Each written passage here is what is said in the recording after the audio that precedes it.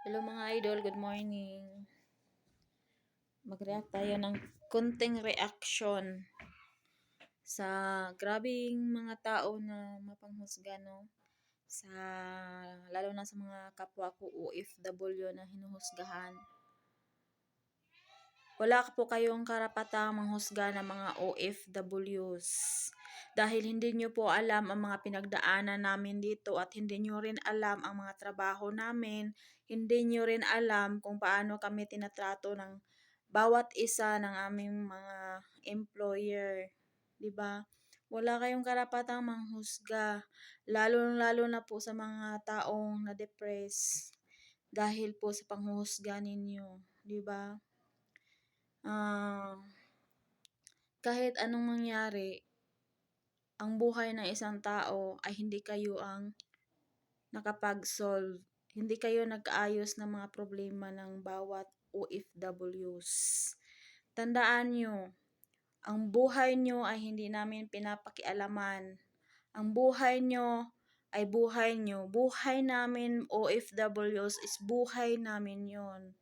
Wala po kayong mga pakialam at wala po kayong karapatan para paghusgahan kami ng kahit anong pinagsasabi nyo sa social media. 'Di ba? Wala naman kaming ginagawa sa inyo 'di ba? Lalo na yung hinusgahan nyo yung former OFWs na na-offload sa airport. Porkit ba na OFW siya dati, ay kaya nyo niya siyang husgahan. Na-offload po siya doon sa airport. Hindi nyo naman alam kung ano po yung dahilan.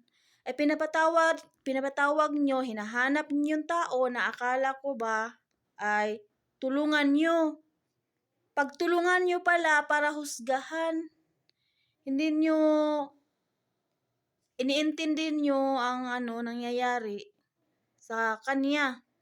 Buhay niya yun. Akala ko naman yung pinapanood ko ng bawat vlogger, pinapanood ko kayo araw-araw, na akala ko ba, tulungan nyo yung taong na-offload sa airport. Husgahan lang pala. Hindi porkit na OFW dati yan, ay below the belt na yung sinasabi ninyo. Tsaka, hindi nyo alam kung paano siya lumalaban dito. Single mom po yan. Lumalaban siya para sa mga anak niya.